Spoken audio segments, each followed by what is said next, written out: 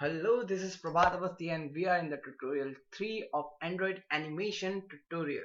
In the previous tutorial, we have learned about making an animation to a particular view with some duration, with some delay and some type of animation like bouncing down or rubber band or some extra animation you would have done. Okay, so today in today's tutorial, we will learn about the sliding length of animation.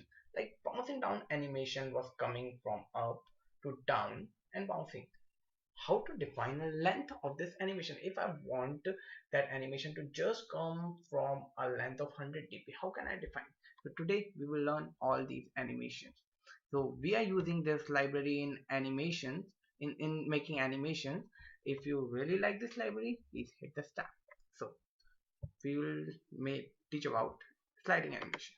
Okay, so first we will take a bouncing down animation.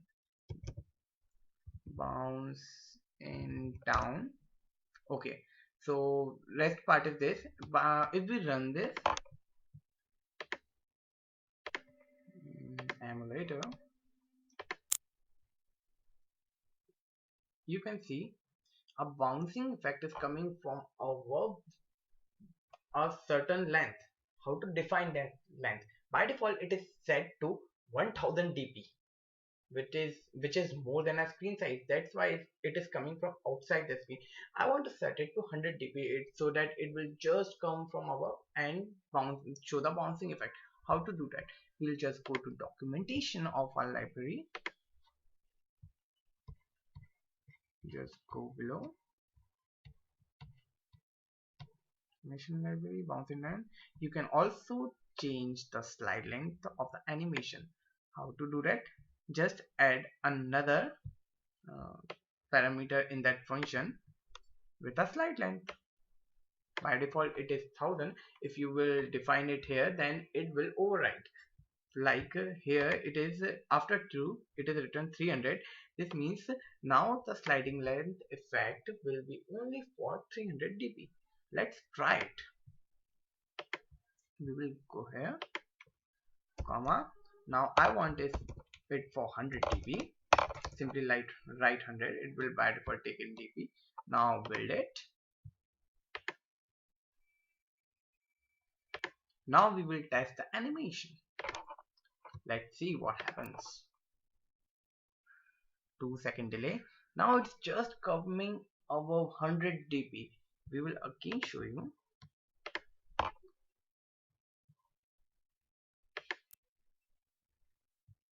It's waiting. Now from here it's coming.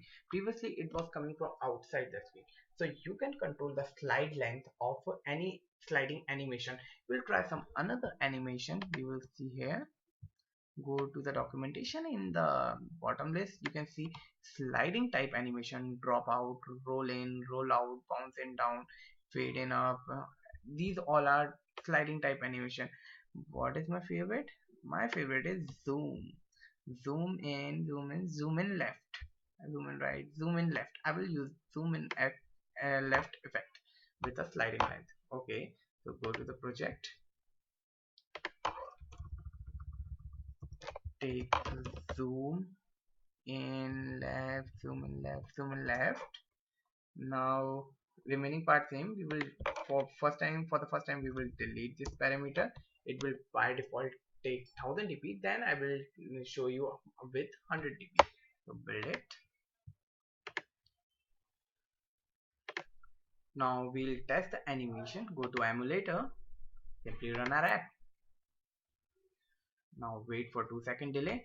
Now it's coming way from there and now it's zooming. It's coming from left and outside the screen. Now I want to set a particular length for that effect. Now we'll go there in the code, simply add another variable, and I will write a variable with 12 dp, very small length. Okay, now build it. Now we will see the app, run it. You will see a small sliding, very small left sliding, then it's simply zooming. A small left sliding, zooming. So we have controlled a sliding length. We will also try some other animation apart from zooming. We will try simply rolling effects. I love rolling effects. Where are they? Roll in. Okay, I like this. I will use this effect. Change the animation type. Roll in.